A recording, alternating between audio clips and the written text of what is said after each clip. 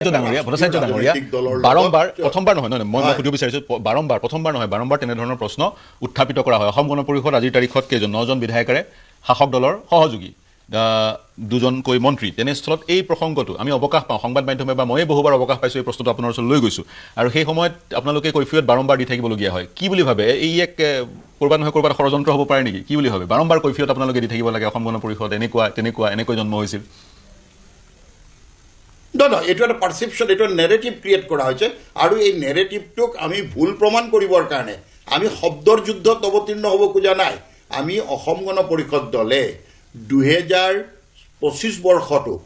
আমি এটা সাংগঠনিক উত্থানৰ বৰ্ষ হিচাপে লৈছিলোঁ আৰু এইবাৰ কৈছোঁ যে অপ্ৰতিৰোধ ৰাজনৈতিক যাত্ৰা আমি বিগত বৰ্ষত এখন দিগদৰ্শন বৈঠক পাতিছোঁ এই যিবিলাক কথা বজাৰত আমাৰ বিৰুদ্ধে মেলি দিয়া হয় আমাৰ সম্পৰ্কত এটা ধাৰণা গঢ় দিব কিন্তু মই যদি এই কথাষাৰ এনেকৈ কওঁ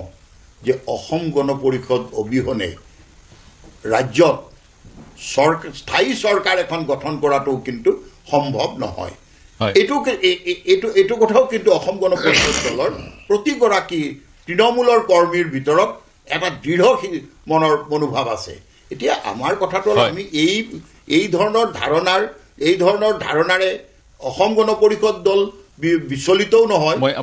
আমি কৌশল আমি নিজে গ্ৰহণ কৌশল আপোনালোকে মই এটা কথা আপোনাক আৰম্ভণিতে কৈ থব পাৰোঁ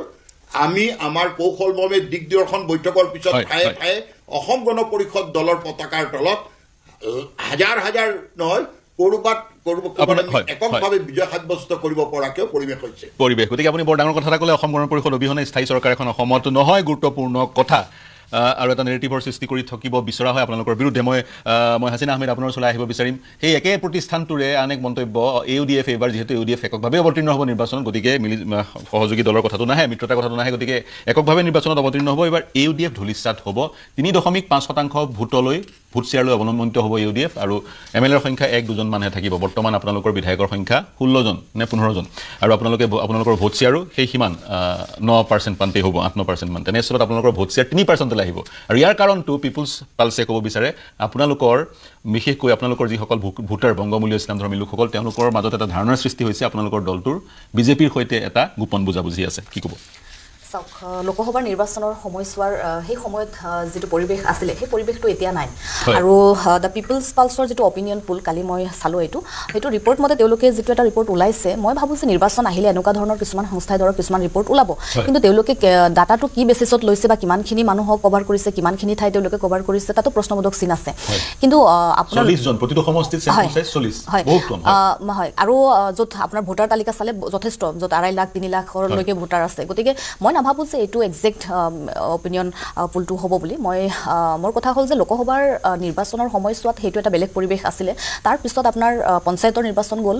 আমাৰ ভোটিং পাৰ্চেণ্টেজ যদি আপুনি চাই লোকসভাতকৈ আমাৰ পঞ্চায়তত যথেষ্ট বাঢ়িছে আৰু এইবেলি 26ৰ নিৰ্বাচন সমাগত আৰু আমি ইতিমধ্যে আমাৰ নেতা হজৰত মৌলানা বদৰুদ্দিন আজমল আল কাছিমি চাহাবৰ লগত আমি নামনি অসমত গৈছোঁ আমি কৰ্মী সভা কৰিছোঁ আমাৰ কৰ্মীসকলক লগ পাইছোঁ আমি গ্ৰাউণ্ডত গৈছোঁ মানুহৰ লগত লগ কৰিছোঁ আমি ফুৰিছোঁ গতিকে দিনে নিশাই য'ত আমাৰ কৰ্মীসকল আমি প্ৰত্যেকেই সমষ্টিত আছোঁ গতিকে সেইটো চাই পেলাই আমি দেখিছোঁ যে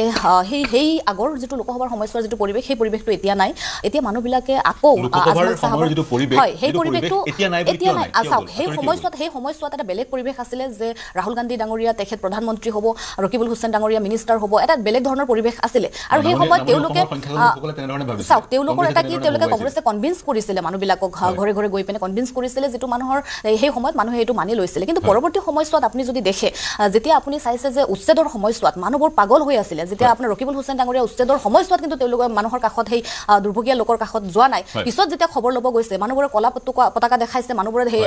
তেওঁক খেদি পঠিয়াইছে তাৰ পৰা তেওঁলোকৰ বিধায়কসকল ঘৰৰ পৰা ওলাব পৰা নাই গতিকে এই যে এটা পৰিৱেশ এইটো আমি দেখিছোঁ আৰু মানুহে এতিয়া আজমল চাহাবক বিচাৰি আছে এইটো স্পষ্ট কথা মানুহে কৈছে আমি এটা ভুল কৰিছোঁ আৰু এইবেলি আমি আকৌ আজমল চাহাবক বিচাৰোঁ গতিকে যদিও তেখেতে এতিয়ালৈকে কোৱা নাই যে ইলেকশ্যন খেলিম কিন্তু আমি আমাৰ দলৰ ফালৰ পৰা আমি বিচাৰিছোঁ যে তেখেতে খেলক আৰু মানুহৰ নিশ্চিতভাৱে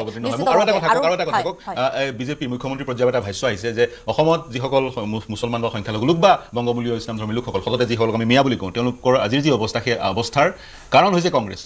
চাওক কোনোবা নহয় কোনোবাখিনিত আচলতে আমাৰ ভুল আমাৰ মানুহৰ ৰাজনৈতিকভাৱে ইমান সচেতন নাছিলে আৰু আমাৰ এলেকাবোৰত চাওক শিক্ষাৰ হাৰটো ইমান নাছিলে এতিয়া আমি আমাৰ সেই ঠাইসমূহ মই সংখ্যালঘু মই কথাটো এইটো কৈছোঁ যে এতিয়া মানুহবোৰ সচেতন হৈছে এতিয়া কংগ্ৰেছে আটাইতকৈ দীৰ্ঘকালীন সময় শাসনত আছিলে সেই সময়ছোৱাত এই সংখ্যালঘু লোকসকলক তেওঁলোকে ভোট বেংক হিচাপে ব্যৱহাৰ কৰিছিলে সংখ্যালঘুৰ যিসমূহ সমস্যা আছে তেওঁলোকে সমস্যাসমূহ সমাধান কৰা নাই আজি ডিভোটাৰ এনআৰচিৰ পৰা আৰম্ভ কৰি চৰৰ মাটিৰ পাট্টাৰ পৰা আৰম্ভ কৰি তেওঁলোকে এটা সমস্যাৰ সমাধান কৰা নাই মাথো তেওঁলোকে সমস্যাসমূহ মানুহৰ মাজত দিছিলে আৰু য'ত ৰকিবুল হুছেইন ডাঙৰীয়া স্পষ্টকৈ কৈছিলে যে ডিভোটাৰ তৰুণ গগৈ চাহাব যেতিয়া আছিলে প্ৰয়াত তৰুণ গগৈ ডাঙৰীয়া তেখেতে যেতিয়া আছিলে সেই সময়ছোৱাত ৰকিবুল হুছেইন ডাঙৰীয়া স্পষ্টকৈ কৈছিলে যে ডিভোটাৰ এনআৰচিৰ সমস্যা ৰাখিব লাগিব কাৰণ সেই সমস্যাসমূহ নাথাকিলে আমি ৰাজনৈতিক ইস্যু কি বনাম এইটো স্পষ্ট কথা গতিকে কোনোবা নহয় কোনোবাখিনিত এই সংখ্যালঘু লোকসকলক তেওঁলোকে ব্যৱহাৰ কৰিছিলে আৰু পৰৱৰ্তী সময়ত এআইডিএফ দলটো সেই সংখ্যালঘু নিৰ্যাতিত লোকসকলৰ সেই সমস্যা সেই অধিকাৰৰ ন্যায়ৰ হকে মাত মাতিবৰ কাৰণে এই দলৰ জন্ম হৈছিলে গতিকে মানুহবোৰ এতিয়া উপলব্ধি কৰিছে আৰু আমি আশাবাদী যে ২৬ত নিশ্চিতভাৱে ৰাইজে এআইডিএফক আঁকোৱালি ল'ব কিন্তু আপোনালোকৰ সন্মুখত আপোনালোকৰ শত্ৰু ৰাজনৈতিক শত্ৰু নিৰ্বাচনৰ সময়ত দুটা এটা হৈছে কংগ্ৰেছ এটা হৈছে বিজেপি গতিকে বিশেষকৈ নামনি অসমত ত্ৰিকোণীয় চাগৈ যুঁজ আমি পৰিলক্ষিত কৰিম মই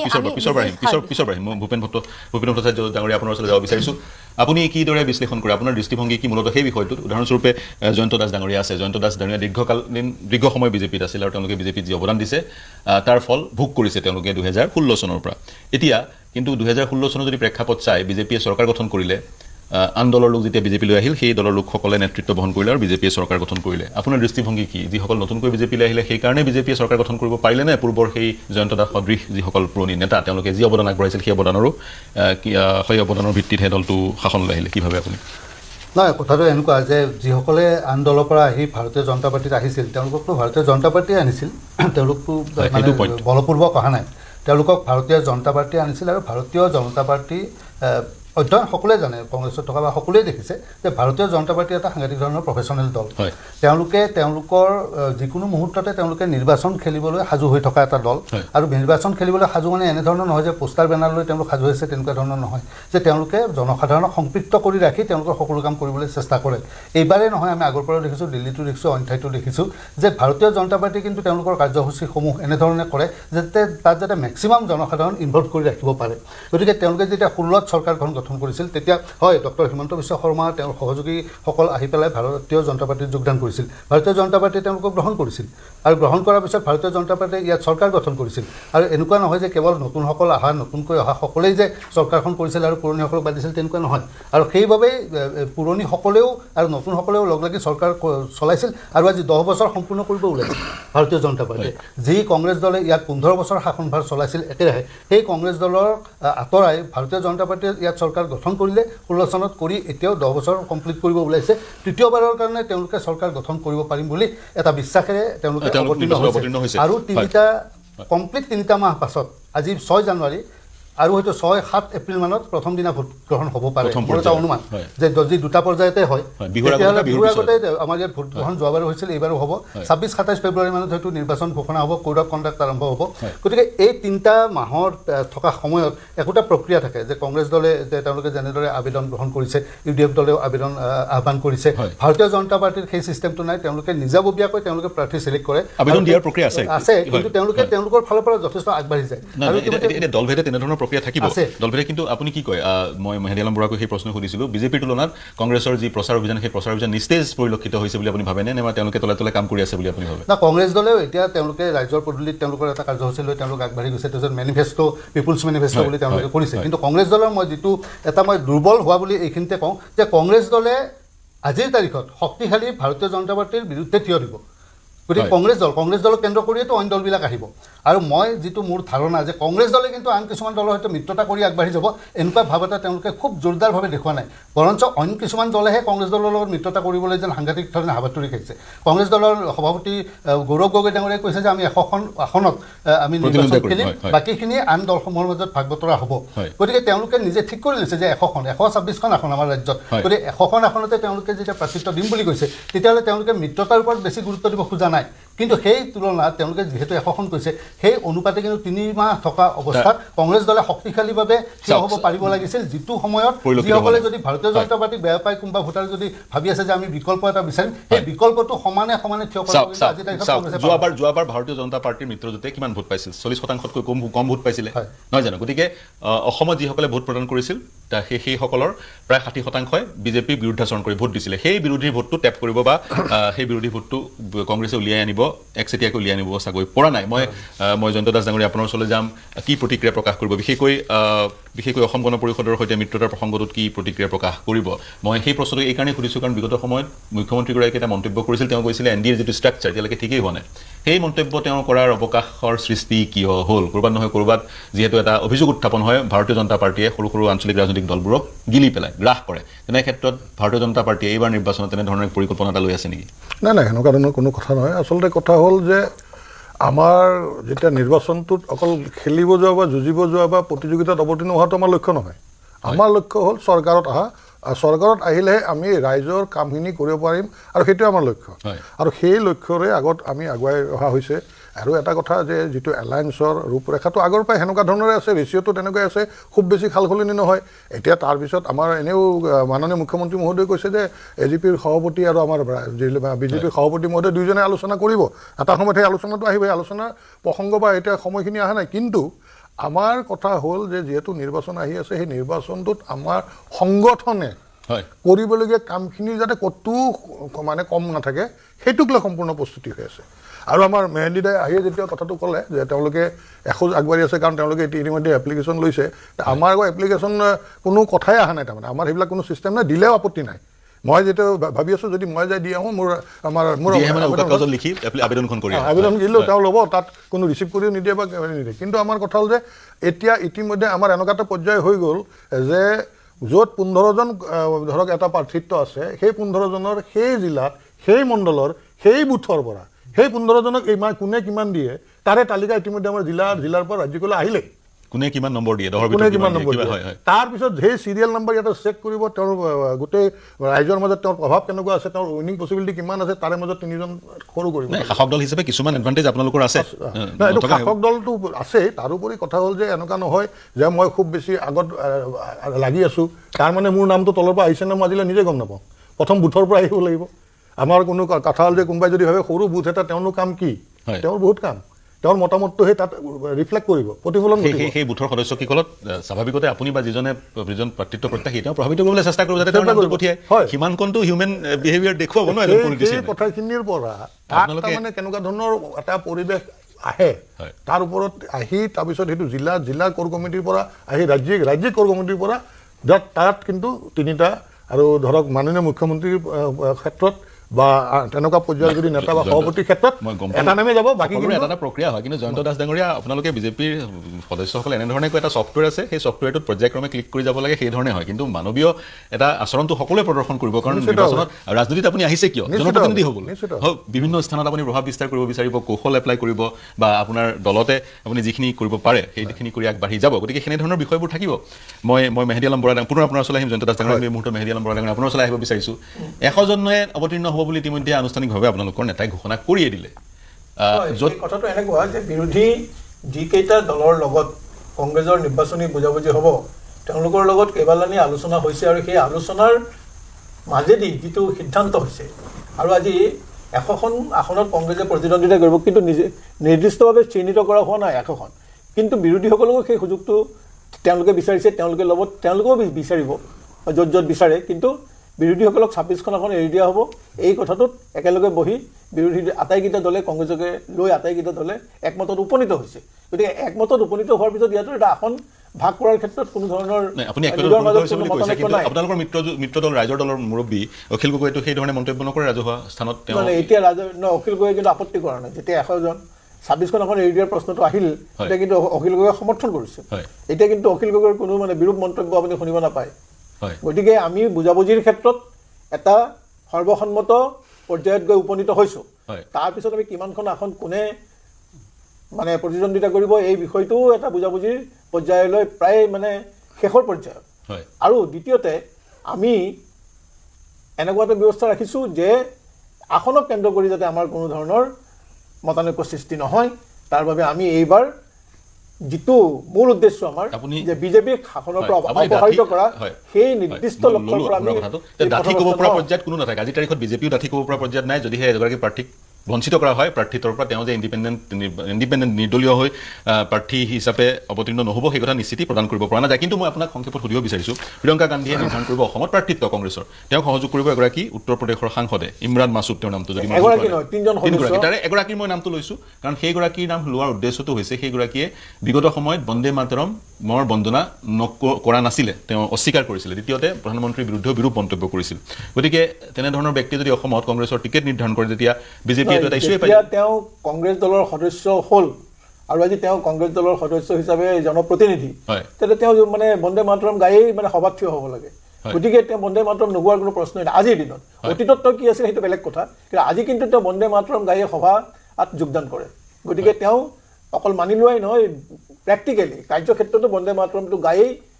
কংগ্ৰেছৰ সভাত যোগদান কৰিবলগীয়া হয় কাৰণ আমি আৰম্ভণিতে বন্দে মাতৰমটো গাওঁ হয় গতিকে বন্দে মাতৰম নোগোৱাৰ কোনো কথা নাথাকে নোগোৱাৰ কোনো কথাই নাইকিয়া আৰু দ্বিতীয়তে এজন নহয় মই স্পষ্ট কৰি দিছোঁ যে প্ৰিয়ংকা গান্ধী হ'ল স্ক্ৰিনিং কমিটিৰ অধ্যক্ষা আৰু তেওঁৰ অন্তৰ্গত 3জন সদস্য দিয়া হৈছে আৰু সেই 3জন সদস্যৰ উপৰিও তাত আৰু 3জন সদস্য উপস্থিত থাকিব তেওঁলোক হ'ল আমাৰ কংগ্ৰেছ দলৰ ৰাজ্য সভাপতি গৌৰৱ গগৈ ডাঙৰীয়া আৰু অসম বিধায়িনী কংগ্ৰেছ বিধায়িনী দলৰ দলপতি দেৱব্ৰত শইকীয়া আৰু অসমৰ যিগৰাকী সাধাৰণ সম্পাদক ইনচাৰ্জ AICCৰ তেখেত হ'ল জিতেন্দ্ৰ তেওঁ উপস্থিত থাকিব কিন্তু অলৰেডি অভিযোগ উত্থাপন হৈছে এই 7জনক লৈ ললো হয় এটি অসমৰ ৰাজ্য কিন্তু অলৰেডি যেটো অভিযোগ উত্থাপন হৈছে আপোনালোকে 3 পৰা 5 কোটি টকা বিভিন্ন সমষ্টিৰ কাৰণে ললে গতিকে সেইকেইটা সমষ্টি স্ক্ৰিনিং কমিটিৰ কথা নাথাকে আৰু অভিযোগ উত্থাপন হৈছে আমি কৈছো যে যিগিটা সমষ্টি আমি বিৰোধী দলক আৰু লগত বুজাবুজি যদি এৰি দিম তাত যিসকলে টকা জমা দিছে সেই টকাটো তেওঁলোক ঘূৰাই দিয়ে নহয় যেটো সমষ্টিত আপোনালোকে 3 পৰা 5 কোটি টকা ললে যেটো অভিযোগ নহয় আমি 50,000 টকাটো আমি মানে কি কয় এপ্লিকেশন ফিজ হিচাপে লোৱা হৈছে দলীয় পুঁজিলৈ বৰঙণি হয় আৰু সেইটো একেবাৰে মানে ৰচিদ পত্ৰ দি বেংক ড্ৰাফট যোগে জমা লোৱা ইয়াৰ বাদে 1 টকাও কাৰোপা লোৱা নাই তাৰ পৰা কোনো টকা পইচা লোৱা নাই গতিকে বেংক ড্ৰাফট যোগে জমা লোৱা হৈছে বেংক ড্ৰাফট লোৱা হৈছে যদি তেওঁ প্ৰাৰ্থিত নাপায় সেই 50,000 তেওঁ ঘূৰাই পাব নহয় পাতে সবে নাপায় এই 26 খন এখনত ঘূৰাই পাব 26 খন এখনত ঘূৰাই পাব 26 খনৰ বাবে লৈছো 26 খনত ঘূৰাই নাপায় আপোনাৰ পইণ্ট অসম গণ পৰিষদৰ ওচৰলৈ যাব বিচাৰিছো অপূৰ্ব ভট্টাচাৰ্য ডাঙৰীয়া আপোনাৰ ওচৰলৈ যাব বিচাৰিছোঁ অসম গণ পৰিষদৰ কথা আমি বিভিন্ন সময়ত পাতি আছিলোঁ গতিকে আপোনালোকৰ বিভিন্ন বৈঠকতো আপোনালোক মিলিত হৈছে গতিকে আপোনালোকৰ নিৰ্বাচনত যিহেতু অৱতীৰ্ণ হ'ব আপোনালোকৰ এজেণ্ডা বা মূল কি প্ৰথমটো বিষয় থাকিব যিটো বিষয় লৈ আপোনালোক ৰাইজৰ মাজলৈ যাব প্ৰথম কথা চাওক অসম গণ পৰিষদ দল সম্পৰ্কত মানে এটা খুব সীমিত সংখ্যক মানুহৰ চেম্পল ছাৰ্ভেৰে যিটো পাৰচেপশ্যন দিব খোজা হৈছে মই সেই বিষয়ত একো নকওঁ কিন্তু আমি তাতোকৈ দৃঢ় মনৰ আৰু শক্তিশালীভাৱে নিজক নিৰ্বাচনৰ কাৰণে প্ৰস্তুত কৰিছোঁ এইটো হ'ল সত্য কথা অন্য হাতেদি এখন সুৰক্ষিত অসম এখন সমৃদ্ধিশালী অসম বিভিন্ন জাতি জনগোষ্ঠীৰ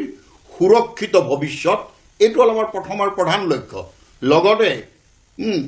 যুৱ শক্তিক যুৱ প্ৰজন্ম যিটো কৰ্মবিমুখতাৰ বিপৰীতে তেওঁলোকক কৰ্মদক্ষ কৰি তোলাটো আমাৰ আহি থকা সময়ৰ প্ৰথম আৰু প্ৰধান লক্ষ্য আৰু অসম গণ পৰিষদ যিহেতুকে এক অস্তিত্ব ৰক্ষাৰ আন্দোলনৰ পটভূমিত জন্ম হৈছিল গতিকে স্বাভাৱিকতে অসমৰ ভৌগোলিক চাৰিসীমা সুৰক্ষিত ৰখাৰ পৰা আৰম্ভ কৰি অসমত বসবাস কৰা প্ৰতিজন ভাৰতীয় প্ৰতিজন খিলঞ্জীয়া প্ৰতিগৰাকী অসমী আইৰ সন্তানক সুৰক্ষা প্ৰদান কৰাৰ বাবে আমি বদ্ধপৰিকৰ এই ভাৰতীয় বুলি কওঁতে মই ইণ্টাৰফেয়াৰ কৰিছোঁ নাই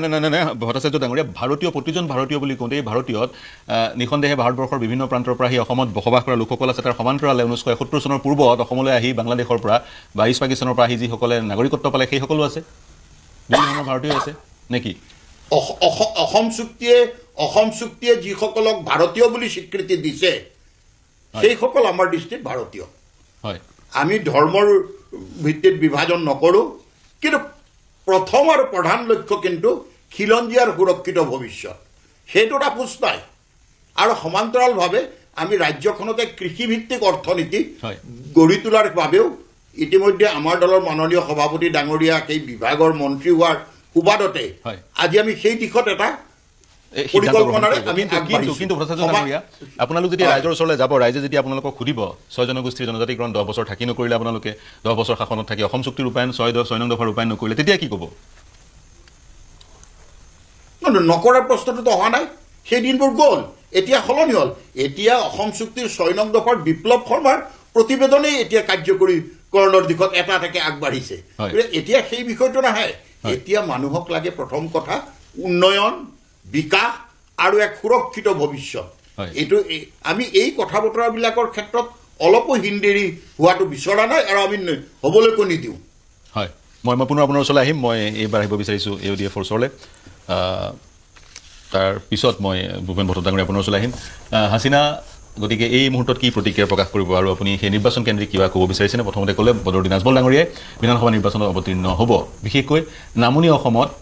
আপুনি ক'লেই যে উচ্ছেদ এটা মূল বিষয় উচ্ছেদিত লোকসকলৰ ওচৰলৈ কংগ্ৰেছ যোৱা নাই আন কি বিষয় লৈ আপোনালোক নিৰ্বাচনত অৱতীৰ্ণ হ'ব চাওক সমস্যাৰে ভৰপূৰ আমাৰ এই নিৰ্যাতিত নিষ্পেষিত জনগোষ্ঠী এই জনগোষ্ঠীটোৰ যি সমস্যা এটাৰ পিছত এটাকৈ সমস্যা তেওঁলোকে ভুগি আছে বিশেষকৈ এই বুলি যদি আপুনি চাই উচ্ছেদ লৈ পিনে বিজেপিয়ে যিটো এটা খেল খেলিছে তেওঁলোকক যি ধৰণে উচ্ছেদ কৰিছে কিছুমানক জাননী দি কিছুমানক জাননী এদিন আগত এনেকুৱা ধৰণৰ তেওঁলোকে ৰুলছ ৰেগুলেশ্যন ভায়লেশ্যন কৰিছে গতিকে এই যে মানুহবোৰক নিৰ্যাতন কৰিছে গতিকে এই চৰকাৰক কেনেকৈ উফৰাব লাগে আমাৰ মাইনৰিটিৰ মানুহখিনি বিশেষকৈ নামনি অসমৰ মানুহখিনিৰ মাজত সেইটো এটা ভাৱ আহি গৈছে আৰু তাৰ মাজতে যদি আপুনি এইটো চাই যে কংগ্ৰেছৰ যিসকল বিধায়ক বা যিসকল নেতা আছে বিশেষকৈ নামনি অসমৰ কথাটো মই ক'বলৈ বিচাৰিম যে তেওঁলোকে কিন্তু সেই উচ্ছেদ বা এই যেতিয়াই সমস্যা আজি মাটিৰ সমস্যা আছে তেওঁলোকক মাটিৰ আপোনাৰ হেৰি কৰা নাছিলে পাট্টা দিয়া নাছিলে গতিকে সেই মানুহবোৰ ক্ষোভিত হৈ আছে ভিতৰি গতিকে এই মানুহবোৰৰ নিৰ্বাচনৰ সময়ছোৱাত তাৰ প্ৰত্যুত্তৰ দিব নিশ্চিতভাৱে আৰু তাৰ সময়ত 22টা সমষ্টিত মুখ্যমন্ত্ৰীয়ে সলতে কৈ থাকে 22টা সমষ্টি একেবাৰে ৱাক অভাৰ সেই সমষ্টিকেইটাৰ পৰা ইছলামধৰ্মী বংগমূলীয় বিধায়ক জয়ী হৈ আহিব তেনে ক্ষেত্ৰত আপোনালোকে দাবী কৰিছে 35টা সমষ্টিত আপোনালোক অৱতীৰ্ণ হ'ব এইবাৰ কংগ্ৰেছতকৈ অধিক আসন পাব এই 22টাৰ অতিৰিক্ত হবে বাকি কোনকেইটা সমষ্টিত আপোনালোকে চকু দিছে চাওক আমাৰতো বিশেষভাৱে ইতিমধ্যে আজি আমাৰ সভাপতি মাননীয় হজৰত মৌলানা বদৰুদ্দিন আজমল আল কাছিমি সাহেবে ইতিমধ্যে মুম্বাইলৈ গ'ল আৰু যোৱাৰ পূৰ্বে তেখেতে সংবাদ মাধ্যমৰ আগত উল্লেখ কৰিছে 30টাকৈ সিটত আমাক প্ৰাৰ্থী দিব আৰু তাৰ উপৰিও আমাৰ মহিলা দুগৰাকীক ইতিমধ্যে ডিক্লেয়াৰে দিছে মোক আৰু মীনাক্ষী বাইদেউ গতিকে সেইখিনি দিব সমষ্টি বুলি উল্লেখ কৰা নাই এইটো পৰৱৰ্তী আহি পিনে কৰিব যেই নহওক আৰু মহিলাক প্ৰাধান্য দিব যুৱ প্ৰজন্মক প্ৰাধান্য দিব এইটো উল্লেখ কৰিছে গতিকে মই ভাবোঁ যে এই বুলি AUDFৰ যিটো ভূমিকা যেনেকৈ তেওঁলোকে ভাবিছে আজি পিপুলছ পালছৰ কথাই কওক আপুনি বা কংগ্ৰেছে যি ধৰণে আমাক আক্ৰমণ কৰিছিলে লোকসভাৰ নিৰ্বাচনত মই ভাবোঁ যে এইবাৰ ফলাফল আমাৰ যথেষ্ট ভাল হ'ব মানুহবোৰ আজি বিশেষকৈ আপুনি যদি নামনি অসমৰ চিটকেইটাত যদি আপুনি চাই তেওঁলোকৰ মাজত এটা জাগৰণ আহিছে আৰু মানুহে এইটো উপলব্ধি কৰি পিনে আজমল চাহাবক তেওঁলোকে বিচাৰিছে আৰু সেইটো যেতিয়া বতৰা আমাৰ আজমল চাহাবে দেখিছে তেওঁ খুব উৎফুল্লিত হৈছে আৰু শাৰীৰিকভাৱে মুখ্যমন্ত্ৰী হিচাপে বিচাৰিছে কি ধৰণে বিচাৰিছে নাই মুখ্যমন্ত্ৰী বুলি সেইটোতো কথা নহয় এইটোতো আপুনি বিজেপিয়ে যেনেধৰণে কথাবোৰ আনে সেনেকুৱা ধৰণে কৈছে গতিকে সেনেকুৱা কথা নহয়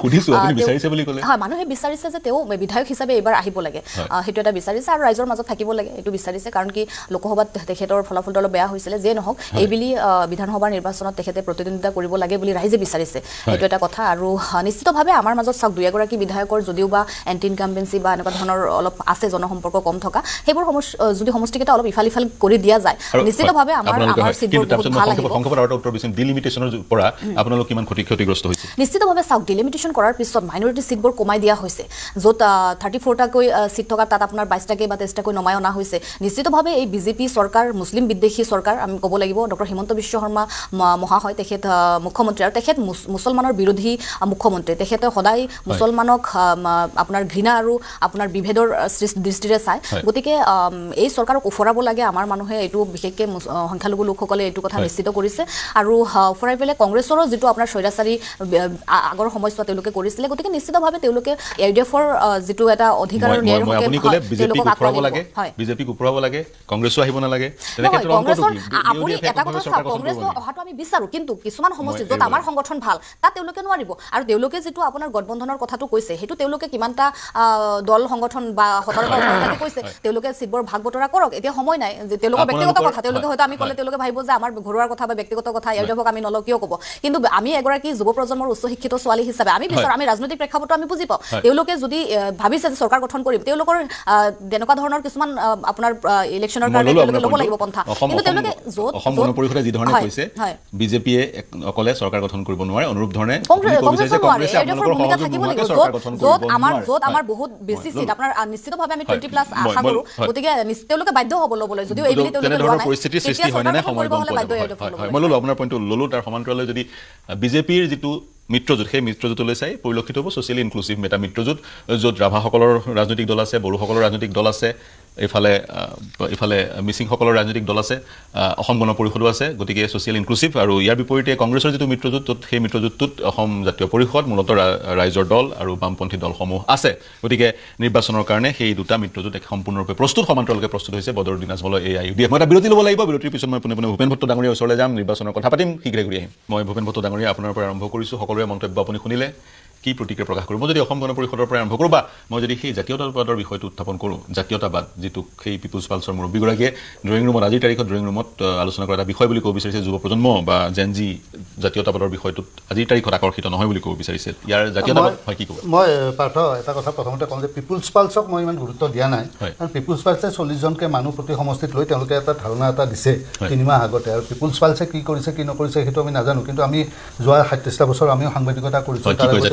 কৰিছিলোঁ, আমিও অসমৰ কথা জানো। গতিকে জাতীয়তাবাদ বা কথাটো এনেকুৱা নহয় যে এতিয়া শেহতীয়াভাৱে আপুনি চাওক যে অসম আন্দোলন হ'ল, অসম আন্দোলন 6 বছৰীয়া অসম আন্দোলন হ'ল, আৰু প্ৰায় 5টা দশক ধৰি, পোনপটীয়াকৈ 5টা দশক ধৰি অসমৰ খিলঞ্জীয়া বা অসমীয়া মানুহে এটা সংগ্ৰাম কৰি আহিছে, অস্তিত্বৰ এটা পৰিচয়, অস্তিত্বৰ সংকট। আৰু সেই সংকটটো কিন্তু অসম চুক্তি হওঁতে সকলোৱে ভাবিছিল যে এইবাৰ সমস্যাটো সমাধান হ'ব, কিন্তু সমস্যাটো সমাধান নহ'ল, বৰঞ্চ এই জটিল ৰূপে ধাৰণ কৰিলে। আৰু আজিৰ তাৰিখত আমি যিটো জটিলতা দেখিবলৈ পাইছোঁ, সেই জটিলতাৰ ভিত্তিত যদি ক'বলৈ যায় তেতিয়াহ'লে সংগ্ৰামটো এতিয়া অসমীয়া মানুহৰ অব্যাহত আছে। গতিকে এই সময়ত যদি সংকট আছে, সংকটটো গভীৰ হৈ গৈছে। আৰু এই প্ৰথমবাৰৰ বাবে আপুনি যি হওক যে প্ৰথমবাৰৰ বাবে আমি এটা শ্বহীদ স্মাৰক ক্ষেত্ৰ পালোঁ, তাত প্ৰথমবাৰৰ বাবে ভাৰতৰ প্ৰধানমন্ত্ৰী আৰু গৃহমন্ত্ৰীয়ে সেই আনুষ্ঠানিকভাৱে শ্ৰদ্ধাঞ্জলি জনাই, অৰ্থাৎ ন্যায্যতা প্ৰদান কৰিলে বা স্বীকৃতি এটা প্ৰদান কৰিলে বুলি মই ভাবোঁ, প্ৰথম কথা। দ্বিতীয় কথা,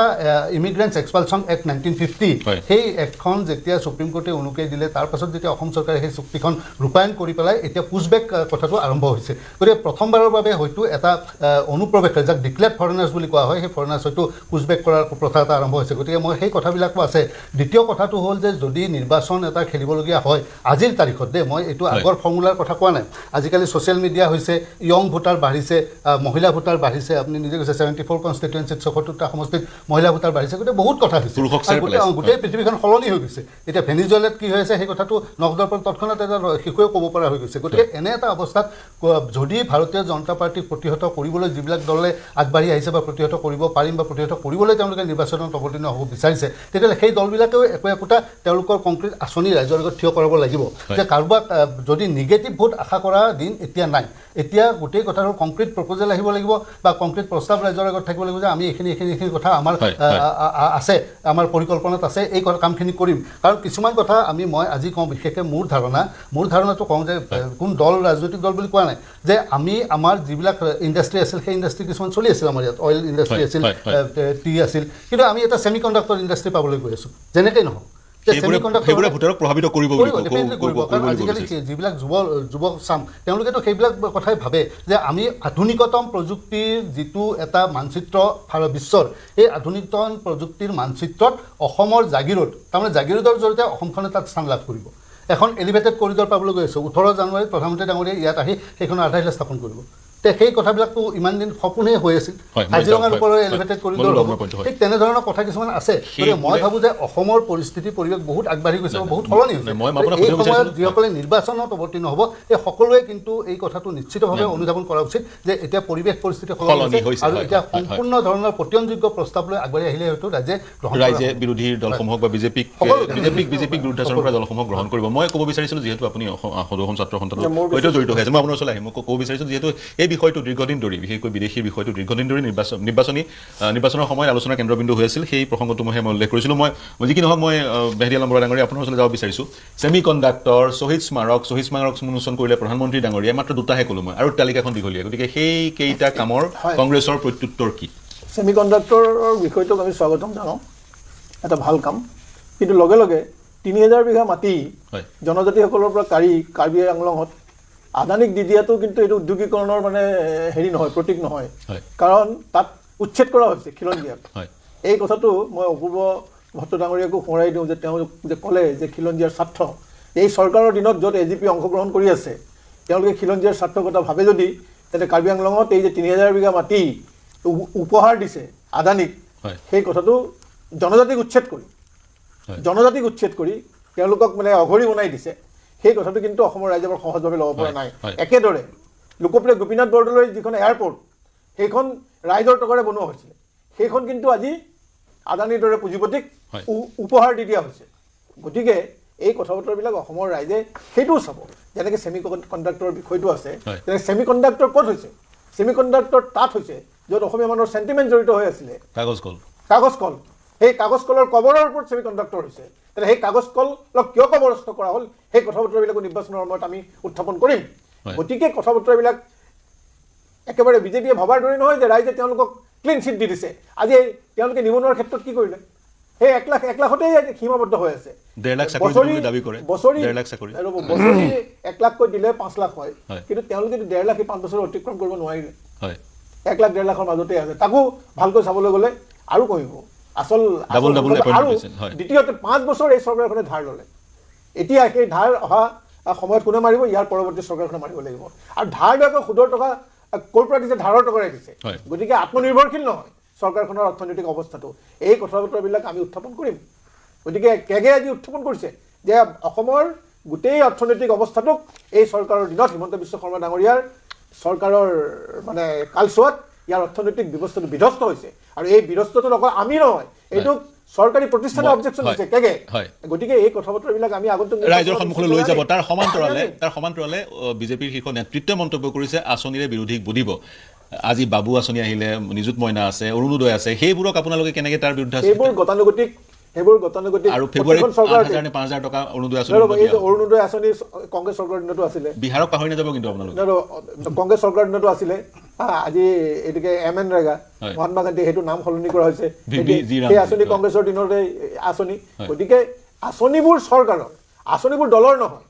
আৰু যি আঁচনিৰ বিনিময়ত ধন দিয়া হয় সেইটো ৰাইজৰ টকা চৰকাৰৰ টকা সেইটো কোনো দলৰ দলীয় পুঁজিৰ টকা নহয় এটা বিভ্ৰান্ত ভুল ধাৰণা দিবলৈ যত্ন কৰা হৈছে যে বিজেপিয়ে দিছে নহয় চৰকাৰে দিছে বিজেপি নেতৃত্বাধীন চৰকাৰখনে পৰিচালনা কৰিছে মাত্ৰ চৰকাৰখনক পৰিচালনাই কৰিছে তেওঁলোকে ধন কিন্তু ৰাইজৰ ধন টেক্সৰ ধন ৰাইজৰ সংগৃহীত ধনেৰে আজি চৰকাৰী আঁচনিবোৰ ৰূপায়ণ কৰা হৈছে নিঃসন্দেহে চৰকাৰী আঁচনিবোৰ টেক্স পেয়াৰৰ পইচাৰে সেই চৰকাৰক গ্ৰহণযোগ্য আপোনাৰ পইণ্টটো যুক্তি আঁচনিবিলাক কণ্টিনিউ হ'ব যেনেকে কংগ্ৰেছৰ আঁচনি বিজেপিয়ে কণ্টিনিউ কৰিছে আপোনাৰ পইণ্টটো ল'লো আপুনি অৰ্থাৎ বিজেপিৰ অৰুণোদয় বা আন আঁচনিবোৰ কংগ্ৰেছৰ চৰকাৰ আহিলে কণ্টিনিউ হ'ব মই জয়ন্ত দাস ডাঙৰীয়া আপোনাৰ ওচৰলৈ যাম মাত্ৰ এটা মই অবজাৰভেশ্যন দিব বিচাৰিছোঁ গ্ৰহণযোগ্য টেক্স পেয়াৰৰ পইচাৰে আঁচনিবোৰ দিয়া হয় কিন্তু যিকেইটা পইণ্ট বৰা ডাঙৰীয়ে উত্থাপন কৰিলে সেই পইণ্টকেইটা ৰাইজৰ মাজৰে ৰাইজে পতিয়ন যোৱাকৈ কেনে কংগ্ৰেছে লৈ যাব পাৰিবনে নাই সেইটো লক্ষণীয় হ'ব মই জয়ন্ত দাস ডাঙৰীয়া কি প্ৰতিক্ৰিয়া প্ৰকাশ কৰিব চাওক তেখেতে যিটো কৈছে আঁচনি জনতাৰ টকাৰে সেইটোতো সকলোৱে জানে মাত্ৰ পাৰ্থক্যটো কি জানে নাই কংগ্ৰেছৰ দিনত আঁচনিত দুজনীয়া আঁঠুৱা বুলি দিয়া আঁঠুৱাত এজন খোলে আন এজন শুব নোৱাৰা কম্বলখন ভৰি পিনে ল'লে মূৰটো নাথাকে মূৰটো পিনে ল'লে ভৰি পিনে ওলাই থকা সেইটো ৰাইজৰ থব ক'ব দিয়ক এতিয়া কথা হ'লগৈ মোক ক'ব দিয়ক যিটো সঁচা কথা আৰু অন্ততঃ সেই আঁঠুৱা কম্বলৰ ৰাজনীতিৰ পৰা অন্ততঃ আজিৰ তাৰিখত কোনো দালাল ৰাজ নোহোৱাকৈ পোনপটীয়াকৈ আঁচনিৰ ফলপ্ৰসূ আঁচনিসমূহৰ হাতত পৰিছে আৰু সেইকাৰণে আৰু কংগ্ৰেছে এতিয়া বাধ্য হৈছে যে ভাৰতীয় জনতা পাৰ্টীৰ নেতৃত্ব চৰকাৰে কৰা ভাল আঁচনিখিনি তেওঁলোকে কণ্টিনিউ কৰিব যদি চৰকাৰত আহে ভাবক কণ্টিনিউ কৰিব মানে 70 বছৰৰ চৰকাৰত থকাৰ পিছত আজি তেওঁলোক বাধ্য হৈছে বিজেপিয়ে তেওঁলোকে কণ্টিনিউ কৰিব বুলি কিমান ডাঙৰ কথা কৈছে দেই জ্যেষ্ঠ ব্যক্তি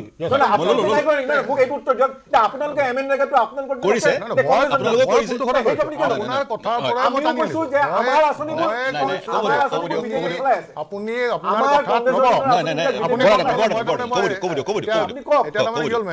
আমাৰো বয়স চবৰে একেলগে আগবাঢ়িছে আপুনি কৈ থাকোঁতে মই নকওঁ আজিকালি সেনেকৈ সেই যুৱ মৰ্চা থাকোঁতে বহুত চিঞৰিছে মই কৈছোঁ যে আপুনি কি বুলি ক'লে অসমৰ ৰাইজে শুনি আছে আমাৰ ইয়াত থকা সকলোৱে কৈছে যে আমিও বিজেপিৰ দৰে আঁচনিসমূহ কণ্টিনিউ কৰিম বুলি কৈছে নাই কওক মানে মই তেতিয়া শুনক তেতিয়াহ'লে আপুনি কি বুজালে আপুনি কি বুজালে যে আপোনালোকে স্বাধীনতাৰ ৭৫ বছৰৰ ৫৫-৬০ বছৰ শাসনত থকা দল এটাই আজি বিজেপিৰ শাসনত যি আঁচনি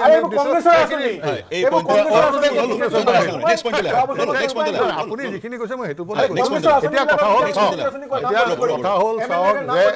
মই আজি আপোনালোক এটা কথা কওঁ স্পষ্টভাৱে যে নিৰ্বাচন আহি আছে বিশ্বাস কৰক গণতন্ত্ৰ তেতিয়া শক্তিশালী হয় যেতিয়া বিৰোধী শক্তিশালী হয় আজি মই বিচাৰোঁ ৰাজনীতিৰ হেৰিত থকা আজি ছাত্ৰ অৱস্থাৰ পৰা আছোঁ ছাত্ৰ সংগঠনৰ পৰা থকা যে বিৰোধী আজি এতিয়াও তেওঁলোকে যিটো প্ৰক্ৰিয়াত আছে সেই প্ৰক্ৰিয়াটো তাৰমানে আজিৰ তাৰিখতো তেখেতসকলে হস্পিটেলত থকা এজন পেচেণ্টৰ দৰে অৱস্থাত আছে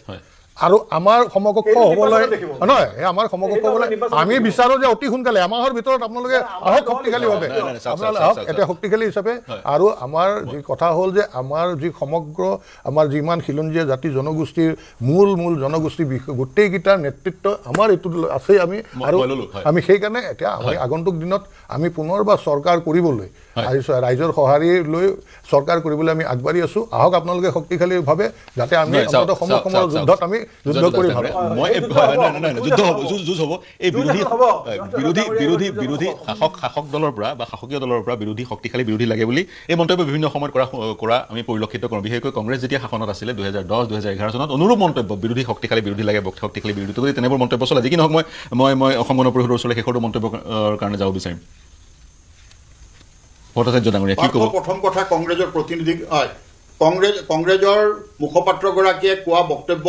মই গুৰুত্ব সহকাৰে প্ৰত্যুত্তৰ দিছোঁ যে কাৰ্বি আংলঙত উন্নয়ন বিকাশৰ লগতে নতুন প্ৰজন্মৰ সুৰক্ষিত ভৱিষ্যতৰ স্বাৰ্থত হয়তো কিছু অংশ খিলঞ্জীয়া মানুহও উচ্ছেদৰ বলি হ'ব লগা হৈছে কিন্তু তেওঁলোকক স্থায়ী সংস্থাপন দিয়া হ'ব কাৰণ এয়া খিলঞ্জীয়াক উচ্ছেদ কৰি খিলঞ্জীয়া আমাৰ শত্ৰু নহয় বিকাশ আমাৰ লক্ষ্য খিলঞ্জীয়াৰ সুৰক্ষিত ভৱিষ্যতৰ উচ্ছেদ কৰি আপোনালোকে পুঁজিপতি সংস্থাপন দিছে পুঁজিপতি সংস্থাপন আপোনালোকে মই কৈ লওঁ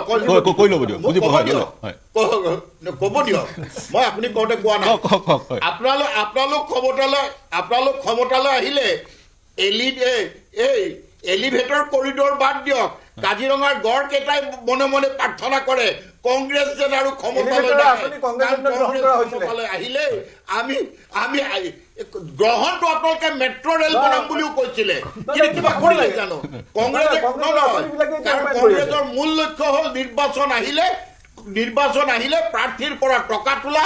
আৰু টকাৰ বিনিময়ত কংগ্ৰেছৰ প্ৰাৰ্থিত্ব দিয়া এইটো হ'ল কংগ্ৰেছৰ মূল ধৰ্ম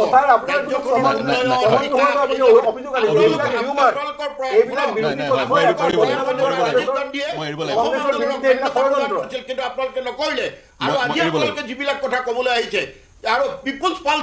পালছে নাই সেই পালছ নোহোৱাবিলাকৰ কথালৈ আমি চিন্তিত নহয়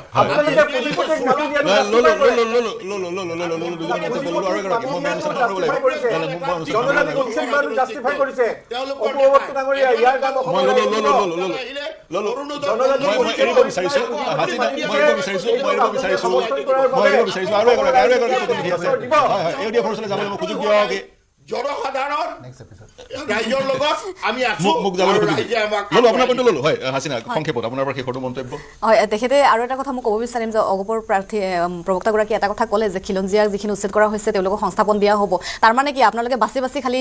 মুছলমান বা মিয়াসকলক উচ্ছেদ কৰিব সেইটো টাৰ্গেট নেকি যে আপোনালোকে খালি মিয়াসকলকে উচ্ছেদ কৰিব তেওঁলোকক সংস্থাপনৰ কথা নকয় আপোনালোকৰ টাৰ্গেট কি আপোনালোকে খিলঞ্জীয়াসকলক উচ্ছেদ তাৰমানে কি তেওঁলোকে চৰকাৰী ভূমিত নাছিলে নেকি চৰকাৰী ভূমিত যদি মিয়াসকল থাকে তেওঁলোকক উচ্ছেদ কৰা হ'ব খিলঞ্জীয়াসকল থাকিলে উচ্ছেদ কৰা নহ'ব খিলঞ্জীয়াসকলক আপোনালোকে অচিৰে সংস্থাপনৰ কথা কয় আপোনালোকে মিয়াসকলক সংস্থাপন কৰিব নালাগে আপোনালোক তাৰমানে মুছলিম বিদ্বেষী আপোনালোকৰ স্পষ্ট হ'ল আপোনালোক যে মুছলমান বিৰোধী আপোনালোক যে মিয়া বিৰোধী আপোনালোকে স্পষ্ট হ'ল আপোনালোকৰ মানৱতাটো নাই আজি এই ঠাণ্ডাৰ সময়ছোৱাত আপোনালোকে এই মানুহসকলক যেনেকৈ উচ্ছেদ কৰি আছে আপোনালোকে আগতীয়াকৈ নটিচ নিদিয়ে সময়ত এইসকলক উচ্ছেদ কৰে তেওঁলোকে থাকিব পাৰে ঘৰ নাথাকে তেওঁলোকৰ ল'ৰা ছোৱালীসকলে তেওঁলোকে তিৰপালৰ পৰা থাকিব লগা হৈছে ৰ'দ বৰষুণত আপোনালোকৰ মানৱতাখিনি নাই আপোনালোক যে মুছলমান বিদ্বেষী আপোনালোকে মুছলমান বিদ্বেষী এইটো স্পষ্ট হৈ গ'ল আজি আপুনি খিলঞ্জীয়াৰ কথা কৈছে কৈ পেলাই কৈছে আপোনাৰ সংস্থাপন তেওঁলোকে চৰকাৰী মাটি আছে তেওঁলোকে চৰকাৰী মাটি আছে তেওঁলোকক যদি সংস্থাপন দিয়ে আপুনি মুছলমান বিয়াসকলক অপূৰ্ব হৈছে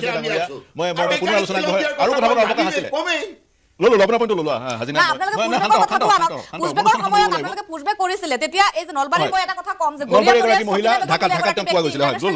হয় মই আকৌ আপোনালোকে আনিব লগা হৈছে ঘূৰাই আনিছে খাইৰুল ইছলাম মৰিগাঁৱৰ এগৰাকী শিক্ষক আছিলে তেওঁক ঘূৰাই আনিলে তো পুছবেকটো মই ললো আপোনালোকে হাসিনা মই অনুষ্ঠান সামৰিব লাগিব তালিকাবোৰ ভালদৰে তেওঁলোকৰ আপোনাৰ ভাৰতীয় মানুহ পুছবেক কৰা অভিযোগ উত্থাপন কৰিছে আপুনি ললো আপোনাৰ পইণ্টটো অনাগত সময়ত এই বিষয়টো বিস্তাৰিতভাৱে আলোচনা কৰিম অনুষ্ঠান সামৰিব লাগিব হাসিনা অনুষ্ঠান সামৰিব লাগিব